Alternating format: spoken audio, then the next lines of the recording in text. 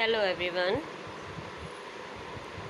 हम कर रहे थे DEC पेपर 3 के जून 2017 के प्रश्न पत्र के प्रश्न हल कर रहे थे। हमने 2 कर चुके हैं और हम आज तीसरा प्रश्न का उत्तर, तीसरा, चौथा और पांचवा, ये 3 प्रश्नों के हल हम आज करेंगे।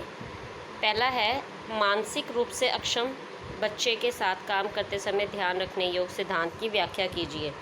Explain the principle that one must keep in mind when working with a mental disabled child. Support your answer with relevant example for each speech aspect or principles. कि मंदबुद्धि बच्चे आपने पढ़ा हुआ है, मेंटल एबिलिटी डिसेबल्ड बच्चे जो हैं वो क्या है, उनको काम करते समय आपने कौन सी बातें ध्यान में रखनी है और उनको ध्यान में रखने का रीज़न क्या है, उसकी भी हमें एक्सप्लेनेशन इस आंसर में साथ में करनी है। तो इसका आंसर है अध्याय। जैसे मैंने आपको बताया था इसकी 5 बुक है, तो इसको 5 अध्यायों में बांटा हुआ है। तो ये तीसरे अध्याय, इसी गाइड के तीसरे अध्याय जो हमें गुल्ली बाबा की, जो हम सबके पास में भी हैं और किसी के पास कोई है, लेकिन मैं फिर भी उसकी फ़ोटोज़ जो हैं खींच के आपको उसके अकॉर्डिंगली एक्सप्लेन कर रही हूँ। तो उसमें अध्याय 3 प्रश्न 7 है।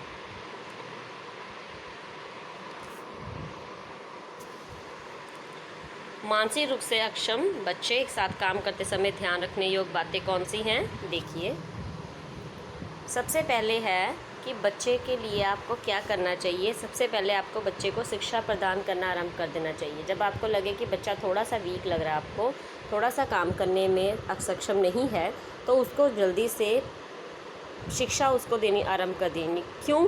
अब उसकी व्याख्या देखिए।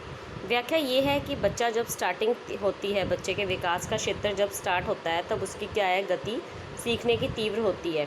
और इसलिए बच्चे को उस टाइम पे आप समझा दोगे अगर उस बच्चे को, तो फिर भी कुछ समझ जाएगा वो। लेकिन आपको फिर सोचोगे कि उसको लेट लगाएं, तो लेट में क्या है, उसकी और जो बुद्धि है वो अकॉर्डिंगली एज के उतनी बढ़ नहीं पाएगी, इसलिए वो कम समझेगा। अभी वो फिर भी एज के अकॉर्डिंग थोड़ा बहुत समझना कर सकता है स्टार्ट, इसलिए उसको जल्दी से क्लास या शिक्षा के लिए लगा देना चाहिए। नेक्स्ट है, बच्चे को प्रशंसा की जाए। मीन्स उसने जो भी काम किया है, इस तरह के बच्चों की प्रशंसा की जाए, उनको डांटा ना जाए। इससे क्या होगा, व्याख्या क्या है कि बच्चे को खुशी मिलती है। इन बच्चों को, आम बच्चे को भी खुशी मिलती है, लेकिन इन बच्चों को फिर ज़्यादा खुशी मिलेगी और वो काम करने के लिए और प्रेरित होंगे।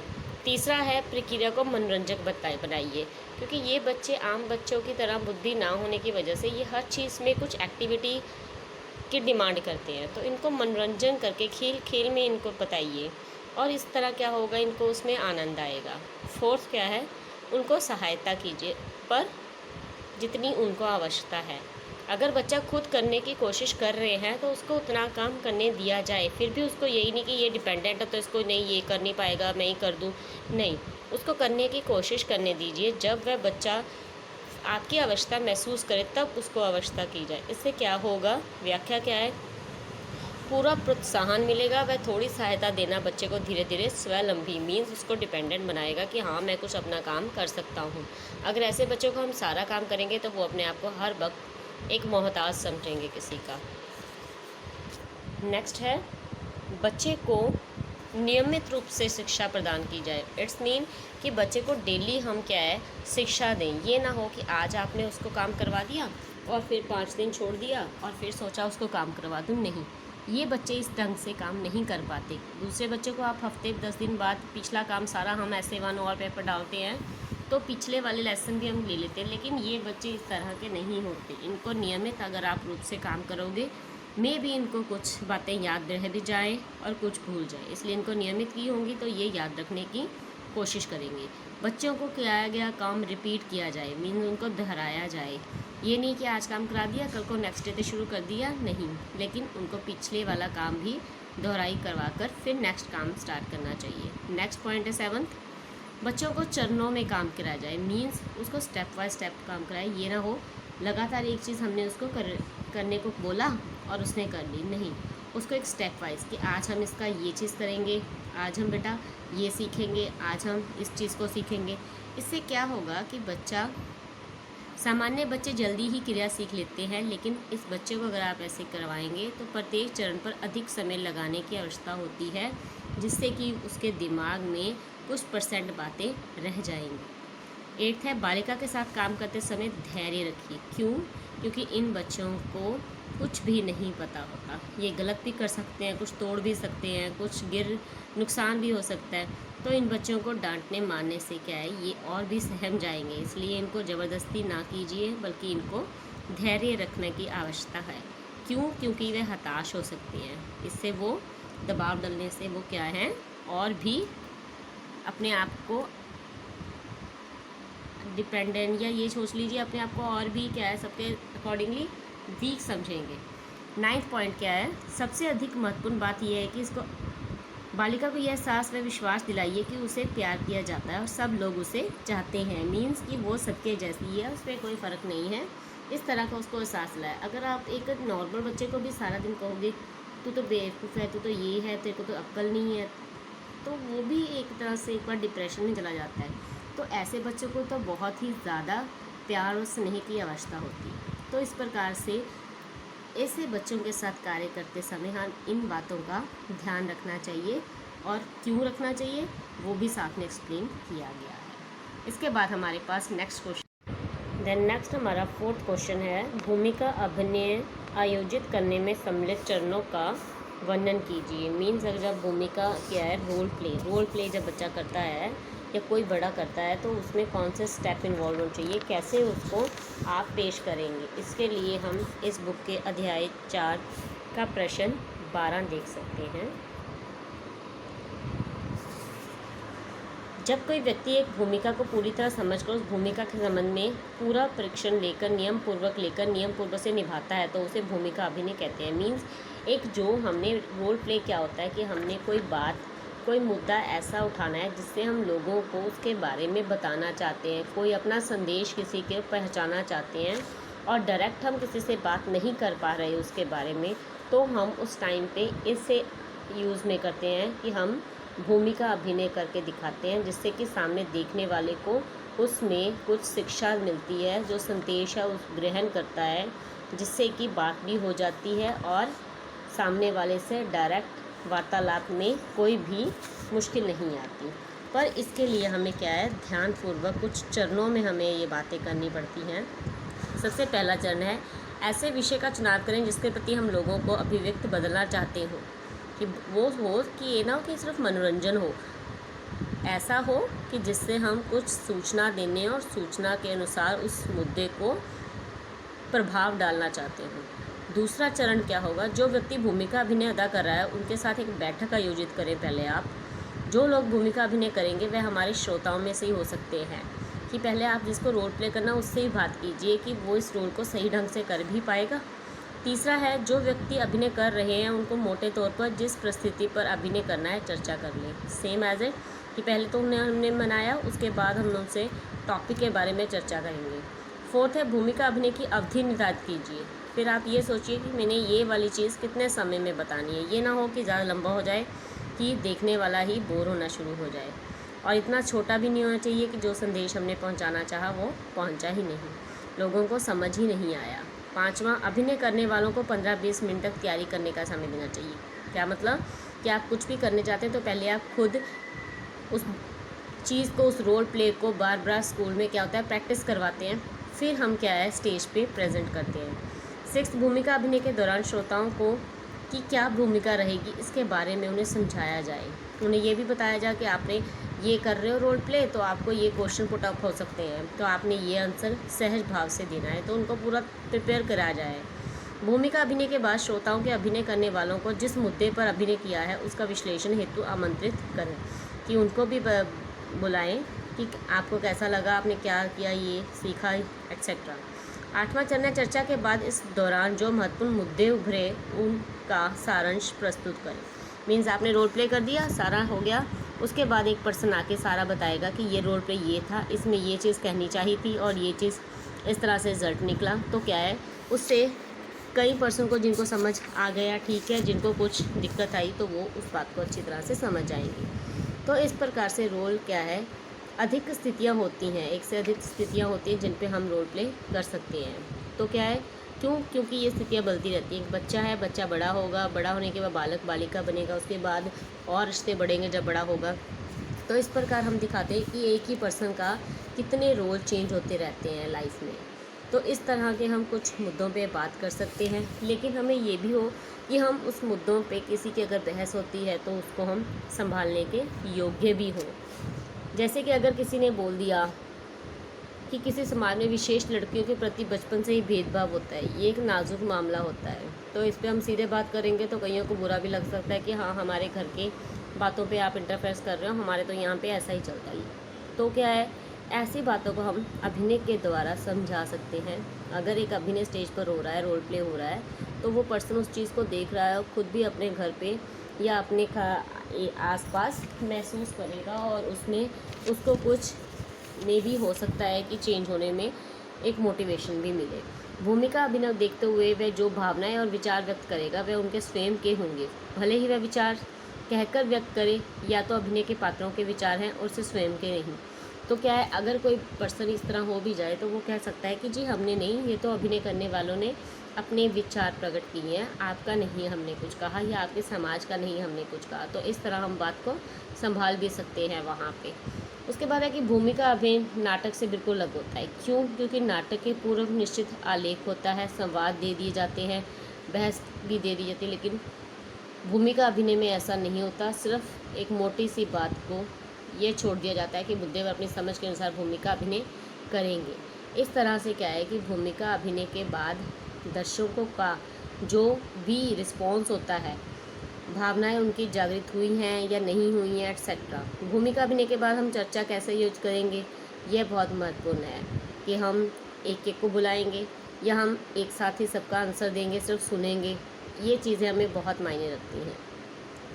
भूमिका अभिनय के बाद हो रही चर्चा पे हमारी भूमिका स्पष्टीकरण देने, व्याख्या करने, सारांश प्रस्तुत करने तक सहायक की होनी चाहिए, एक सहायक की होनी चाहिए। अंततः चर्चा तथा विश्लेषण के दौरान हमें ध्यान रखना चाहिए किसी व्यक्ति विशेष को नीचा ना दिखाया। सबसे इम्पॉर्टेंट बात यह है कि उस वक्त ये हो कि हम किसी को नीचा ना दिखा रहे हो, उसकी इंसल्ट नहीं कर रहे हो, बल्कि हम एक मोटिवेशनल, एक पॉजिटिव रिस्पॉन्स के साथ उस रोल प्ले को पेश कर रहे हो।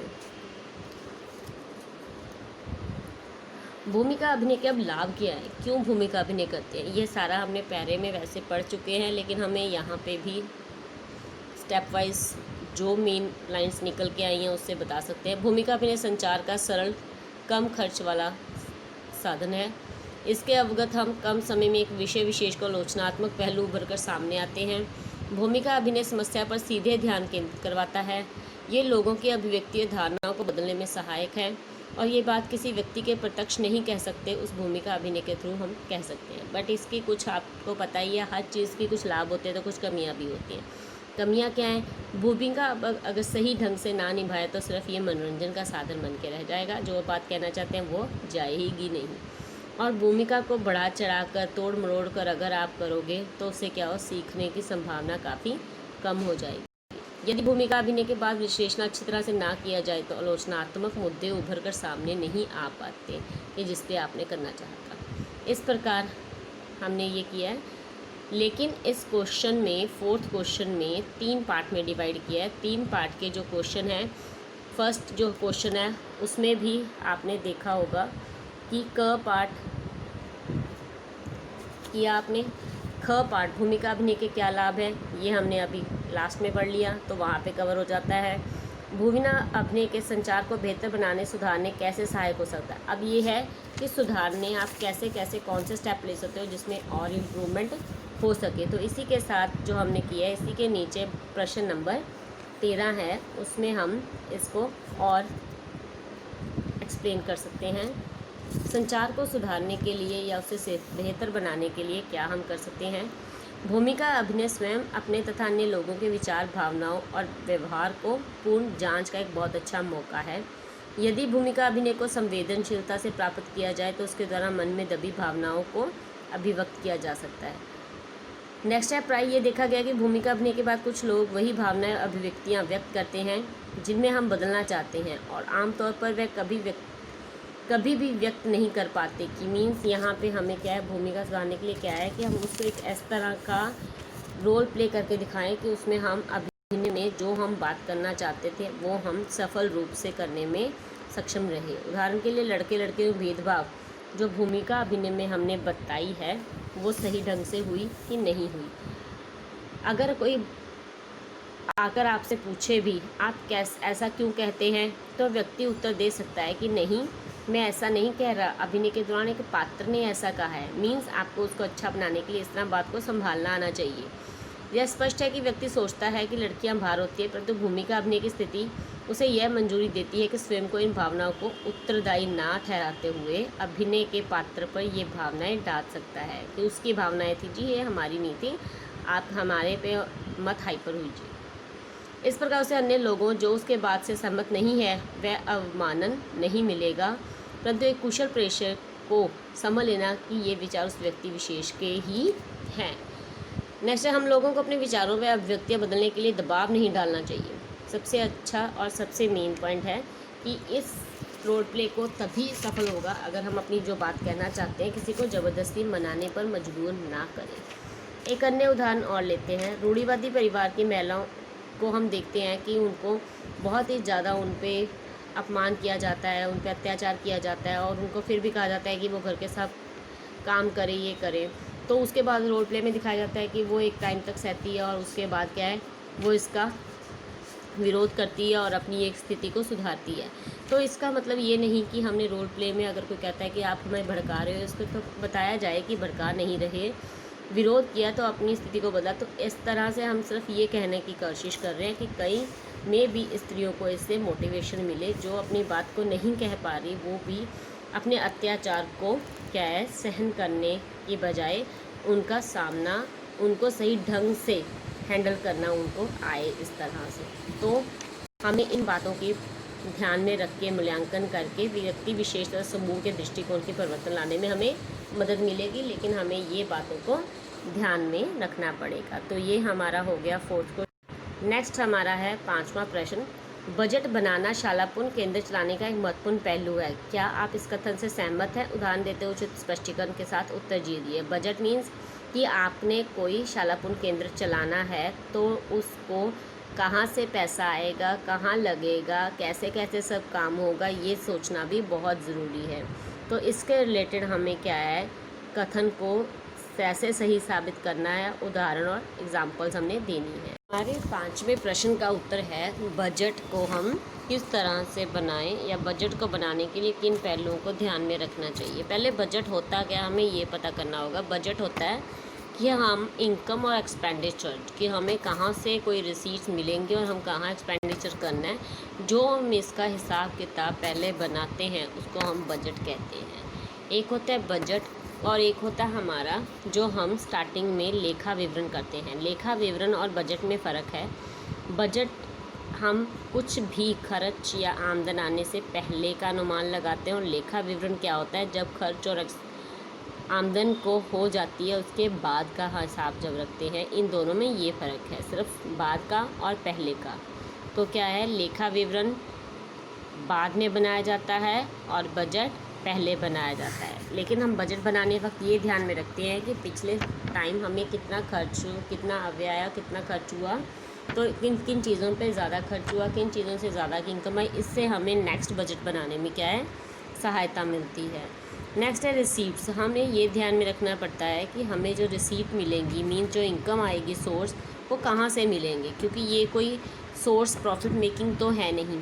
तो हमें ये ध्यान रखना पड़ता है या तो ये कोई फंड दान करने वाली सोशल संस्था को वो होंगी, या फिर अभिभावकों से हमें शुल्क बढ़ाने को कहना पड़ेगा कि आपको ये चीज़ हमें प्रोवाइड करनी पड़ेगी। तो इस तरह से बजट को ध्यान में रखना पड़ता है। और उसको बनाने के वक्त बाल देखभाल केंद्र चलाने के लिए फंड उपलब्ध हो जाने के बाद केंद्र के प्रभारी व्यक्ति का दायित्व है कि वह राशि को उचित रूप से प्रयोग करे। अब एक हमें ऐसा पर्सन भी लगाना पड़ता है जो एक साथ मिली हुई राशि को सही ढंग से यूज़ करने को, ये ना हो उसे कुछ पता ही ना हो कहाँ कहाँ खर्च हो रहा है और खर्च ज़्यादा हो जाए और एक्सपेक्ट क्या है, आपके पास इनकम इतनी थी नहीं और फिर प्रॉब्लम क्रिएट हो जाए। तो एक ऐसा हो जो इस चीज़ का सिस्टमेटिकली सारा ध्यान रखे। प्रभावित करने वाले कारक कौन से हैं? कई बार क्या होता है, कार्यक्रम कितने बच्चे लाभ में, इससे हमें ध्यान रखना पड़ता है कि कितने बच्चों के लिए ये हम खर्च कर रहे हैं। इसका हिसाब बनाना पड़ता है सारा। और ये देखना पड़ता है कि शहरी क्षेत्र में हम कर रहे हैं कि ग्रामीण क्षेत्र के बारे में बात कर रहे हैं। ये भी हमारे बजट की क्या है ऊपर असर डालता है। फिर हमें ये देखना पड़ता है कि जो हमने काम शुरू कर रहे हैं 3 बच्चे हैं कि 5 बच्चे हैं उस शिशु केंद्र में, ये ध्यान रखना पड़ता है। फिर हमें ये ध्यान रखना पड़ता है कि खाना पकाना है, सफाई धुलाई, सहायक कितने हमें ज़रूरत पड़ेगी, ये चीज़ों का भी हमें ध्यान रखना पड़ता है बजट बनाने के वक्त। फिर एक होता है आवर्ती और एक होता है अनावर्ती। आवर्ती क्या होता है, हमें जब कुछ भी शालापुन स्टार्ट किया तो केंद्र स्थापित किया तो हमें सबसे पहले कुर्सी, दरी, झूले, चारपाई ये चीज़ें चाहिए होंगी, और ये चीज़ें हमें पहले स्टार्ट करने से चाहिए ही चाहिए है। इसलिए हम जो वस्तुएं बाद में इनके पे ऊपर कोई खर्च इतना नहीं होता, तो ये क्या कहलाती हैं आवर्ती व्यय। और जो अनावर्ती है ये वो है जो अकॉर्डिंग टू नीड्स टाइम के साथ चेंज करते रहते हैं। जैसे दवाइयाँ आज कम, लेखन ज़्यादा, कई बार कोई चीज़ खाने का खाद्य पदार्थ इस बार कम है, अगली बार ज़्यादा, तो इस तरह से ये डेली रूटीन की क्या है आपकी खर्च हैं, तो ये अनावर्ती कहलाते हैं। अब परिवर्तनशील और नियत निश्चित लागतें। अब लागतें भी हम कहें, हमने कोई सेवा प्रदान की, माल मंगवाया, ठीक है, तो ये सेवा होगी। यहाँ पे कुछ भी हम प्रॉफिट मेकिंग नहीं की, इसके हम लगाया पैसा तो हमें इससे कोई आगे प्रॉफिट भी मिलेगा, इनकम सोर्स होगा, तो ये सिर्फ सेवा प्रदान करने वाला है। तो मोटे तौर पे हम कह सकते हैं कि बच्चे की देखभाल को सेवा में 1 इकाई कह सकते हैं कि एक बच्चे की सेवा करने में एक बच्चे का खर्च हम 1 इकाई कहते हैं। तो हमें ये ध्यान रखना पड़ता है हमें कितनी इकाइयों की ज़रूरत पड़ेगी। तो इस प्रकार उत्पादन की इकाइयों की संख्या के साथ साथ भिन्न होती रहती हैं, परिवर्तनशील होती रहती हैं, और उन्हीं को हम क्या कहते हैं परिवर्तन या मूल लागतें। क्योंकि आज कम बच्चे हैं, फिर ज़्यादा बच्चे हो गए, कभी फिर कम हो गए, तो इस तरह से ये चेंज होती रहती हैं लागतें मीन्स खर्च। उसमें हम बर्तन भी देखते हैं, कुर्सियाँ देखते हैं, ये सारे परिवर्तनशील होते रहते हैं। कभी कुछ टूट गया, कभी कुछ ज़्यादा मंगवा लिया, तो ये परिवर्तनशील लागतें हैं, निश्चित नहीं होती हैं। नेक्स्ट हमारा आता है कि नियमित परिवर्तनशील लागतों को जोड़ते हैं जब हम, जो हमारी फिक्स थी और जो फ्लेक्सिबल जो हमारे कॉस्ट पड़ेंगी, खर्चा होगा, उन दोनों को जब जोड़ेंगे तो हमारे पास क्या आएगी टोटल लागत, कुल लागत, टोटल कॉस्ट हमारे पास आएगी। हमें ये ध्यान में रखना चाहिए कि जितना खर्च हो रहा है उतना ही आय आई हो, ये ना हो खर्च ज़्यादा हो जाए और हमारे पास जो इनकम आई है वो कम हो। ये सबसे पहले बजट की मूल सिद्धांत है कि इस प्रक्रिया को बनाने का। उसके बाद क्या है कि विभिन्न मुद्दों के लिए नियमित राशि की सीमा में रहकर ही खर्च किया जाए। हमें पता ही होता है कि हमें यहाँ से इनकम आ सकती है, ये संस्था देती हैं, हर बार एक्स्ट्रा कभी दे दिया किसी ने तो एक्स्ट्रा हम खर्च कर लेंगे, लेकिन एक फ़िक्स हमें सीमा रखनी चाहिए। उसके बाद हमें क्या है रिकॉर्ड रखना बहुत महत्वपूर्ण है कि कहाँ पे खर्च हुआ। उसके लिए हमें एक इनवॉइस और एक लेज़र, ये एक किताब होती है जिसमें सारा खर्चे का हिसाब किताब रखा जाता है। इससे क्या होता है कोई भी कभी जिन्होंने आय व्यय या जिन्होंने हमें दान दिया है, कभी वो हमसे हिसाब किताब की हाँ जी हम दे रहे हैं तो आप कहाँ खर्च कर रहे हो, कि ये ना हो कि कोई बीच में ही बंदा खा रहा हो। तो इसके लिए वो हिसाब किताब रखना ज़रूरी है ताकि कब को आय मिले तो उसे हम ये दिखा सकें। फिर हमें वेतन भी देना पड़ता है, केंद्र में कर्मचारी रखने पड़ते हैं, सहायक रखने पड़ते हैं, तो उनको वेतन भी देना है, तो इसका भी हिसाब किताब हमें उस बजट में रखना पड़ता है। तो इस प्रकार बजट को बनाने के वक्त इन बातों को ध्यान में रखकर हम बजट को बनाते हैं। इस प्रकार हमने अपने 5 तक प्रश्न कर लिए हैं। हम इसलिए धीरे प्रश्न कर रहे हैं क्योंकि हम इसके उत्तर की एक्सप्लेनेशन भी कर रहे हैं, जो हमें कई और क्वेश्चन भी बन सकते हैं। इसलिए नेक्स्ट वीडियो में हम इसको ख़त्म कर लेंगे और हो सकता है कि नेक्स्ट जो दिसंबर 2017 का है वो भी शुरुआत करने की कोशिश करेंगे। आपकी वीडियो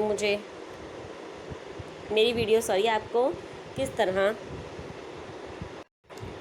मेरी वीडियो को ज़्यादा से ज़्यादा लाइक, शेयर एंड सब्सक्राइब कीजिए ताकि हर नेक्स्ट वीडियो का आपको इंटीमेशन मिल सके। जब भी मेरी नेक्स्ट वीडियो डले तो आपको, अगर आप सब्सक्राइब करेंगे तभी आपको उसका अलार्म आएगा।